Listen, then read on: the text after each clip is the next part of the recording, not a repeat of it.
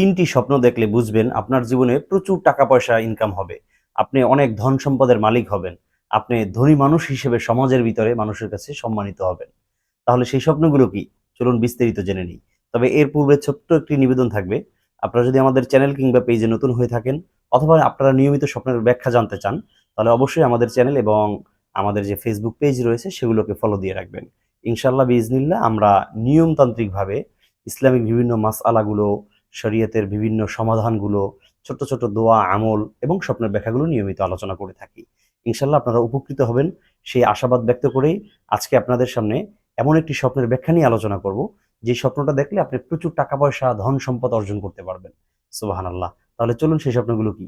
১ number, Soleimani খাবনামার ভাষ্য অনুযায়ী যদি কোনো মানুষ দেখে যে সে রিজিকের হেফাজত করছে, তাহলে সেই মানুষটা প্রচুর ধন সম্পদের মালিক হতে পারবে, আল্লাহ তাআলা তাকে ধনাঢ্য বানিয়ে দেবেন। রিজিকের হেফাজত কিভাবে হতে পারে একটু বুঝিয়ে বলি। মনে করেন একজন মানুষ খাবার খেতে বসেছে, সেখান থেকে তার একটা দুটো করে ভাত পড়ে যাচ্ছে, এরকমটা যদি কেউ স্বপ্নে দেখে এবং সেই ভাত পড়ে যাওয়ার পরে সে সেটাকে ফেলে চলে গেছে, তাহলে বুঝতে হবে যে তার অর্থনৈতিক সংকটে পড়বে। কিন্তু যদি সে ভাতটাকে উঠিয়ে আবার খেয়ে ফেলে, তাহলে এর দ্বারা তার রিজিকের হেফাজত হলো এবং এর ফলশ্রুতিতে আল্লাহ তাআলা তাকে অনেক ধন সম্পদ দান করবেন। হাদিসের ভিতরে এর বিস্তারিত একটি ঘটনা রয়েছে, আমি সংক্ষেপে আপনাদেরকে বলি। আল্লাহ রাসূলের কাছে এক সাহাবী গিয়ে বললেন, ইয়া রাসূলুল্লাহ, আপনি তো সবসময় দোয়া করেন, আল্লাহুম্মা আহইনি মিসকিনা, আল্লাহ তুমি আমাকে দরিদ্র অবস্থায় জীবনযাপন করার তৌফিক দাও। আল্লাহুম্মা আহশুরনি ফি জামরাতিল মাসাকিন, আয় আল্লাহ তুমি আমাকে ওয়া আমিতনি মিসকিনা, তুমি আমাকে মৃত্যু দান করো মিসকিন অবস্থায়, দরিদ্র অবস্থায়, এবং আমাকে দরিদ্রদের সাথে হাসরের মাঠে উঠাও। তো আপনি তো এইভাবে দোয়া করেন, কিন্তু আমার তো ধন সম্পদ বেড়েই যাচ্ছে, আস্তে আস্তে খালি বৃদ্ধি পাচ্ছে, কমছে না। তো আমি কি করব? তো আল্লাহ রাসূল সাল্লাল্লাহু আলাইহি ওয়াসাল্লাম তখন তাকে বললেন যে, তুমি খানা খাও কিভাবে? বলছে, দস্তরখানা বিছিয়ে সমতল ভূমিতে বসে খানা খায়। আল্লাহ রাসূল বললেন যে, না, তুমি একটু উঁচু জায়গায় বসে খানা খাবে। তো উঁচু জায়গায় বসে খানা খাচ্ছে। কিছুদিন পরে এসে বলে, ইয়া রাসূল, আমার তো ধন সম্পদ আরো বেড়ে যাচ্ছে।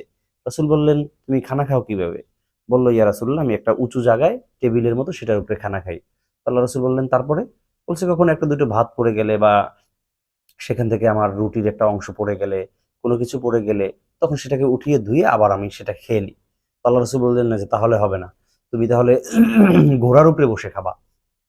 তো ঘোড়ার গাড়ির উপরে উঠে বসে সে আবার খায়। এই সেম কাহিনী, কোনো কিছু পড়ে গেলে সেটাকে উঠিয়ে আবার খায়। কিছুদিন পর আবার অভিযোগ করলেন, ইয়া রাসূলুল্লাহ, আমার তো ধন সম্পদ আরো বেড়ে যাচ্ছে। আল্লাহ রাসূল বললেন, উটের উপরে বসে খাও। তো তারপরেও সে এরকমটাই করছে যে খাবার পড়ে গেলে উঠিয়ে ধুয়ে ফেলে খায়। তারপর আল্লাহ রাসূলের কাছে এসে বলার পরে আল্লাহ রাসূল বললেন যে, তুমি এখন কিভাবে খাও? বলছে, ইয়া রাসূলুল্লাহ, প্রত্যেকবারেই আমি একেবারে নিচে একটা খাবার পড়ে গেলে সেটাকে মুছে ধুয়ে তারপরে খাই। একটা খাদ্য আমি নষ্ট করতে দেই না। তো আল্লাহ রাসূল বলছেন যে, তাহলে তোমার আর ধন সম্পদ কমার দরকার নাই। এটা সরাসরি আসমানি ফায়সালা, আল্লাহর পক্ষ থেকে তোমার রিজিক বাড়িয়ে দেওয়া হচ্ছে। সুবহানাল্লাহ। তখন আল্লাহ রাসূল বলছেন যে, তোমার আর ধন সম্পদ কখনোই কমবে না। এটা বাড়তে থাকুক, বাড়বে। তুমি দান সদকা করে থাকবা। তুমি ইনশাআল্লাহ তোমার এই ধনী হওয়ার পরেও এটা তোমার জন্য ঈমানের কোনো পরীক্ষা হবে না। এই ধনী হওয়ার কারণে তোমার এই ধন সম্পদ তোমার জীবনে ফিতনার কারণ হবে না। তাহলে একটা স্বপ্ন যদি আপনি দেখেন খাবার পড়ে গেছে, সেই খাবারটাকে আপনি যত্ন সহকারে উঠিয়ে খাচ্ছেন, তাহলে আপনার রিজিকের ভিতরে বরকত আসবে। ২য় নাম্বার, আপনি যদি দেখেন যে আপনি কাজ করতেছেন, সেই কাজের ফাঁকে ফাঁকে নামাজের সময় হয়ে যাচ্ছে আর নামাজে চলে যাচ্ছেন। এইভাবে যদি আপনি কখনো স্বপ্নে দেখেন, ফজরের নামাজ পড়েছেন, নামাজের পর সাথে সাথে কাজে বেরিয়ে গেছেন। আবার কাজ করতে করতে জোহরের আজান দিয়ে দিছে, আপনি জোহরের নামাজ পড়তে চলে গেছেন। অর্থাৎ কর্মরত অবস্থায় যদি কেউ সালাত আদায় করতে দেখে, তাহলে সেই মানুষটাও প্রচুর টাকা পয়সা ইনকাম করতে পারবে। আল্লাহ তাআলা তাকে ধনাঢ্য হিসেবে গ্রহণ করে নেবেন। ৩য় নাম্বার হলো, যদি কোনো মানুষ দেখে প্রচুর ফর্সা, সাদা, ফ্রেশ, ক্লিন পানির ভিতরে সাঁতার কাটতেছে। দীর্ঘ সময় ধরে সে সাঁতার কাটতেছে একেবারে ফ্রেশ একটি পানির ভিতর থেকে। অনেক সময় আছে ময়লা পানি থাকে, অনেক সময় কাদাযুক্ত পানি থাকে, সেরকম পানি না। একদম ফ্রেশ পানি, নদী, সাগরের যে পানিগুলো আছে, এই ধরনের পানির ভিতরে যদি কেউ সাঁতার কাটতে দেখে, তাহলে সেই মানুষটা প্রচুর জীবনে টাকা, অর্থ, সম্পদ কামাই করতে পারবে, অর্জন করতে পারবে, এমনটা বোঝা যায়।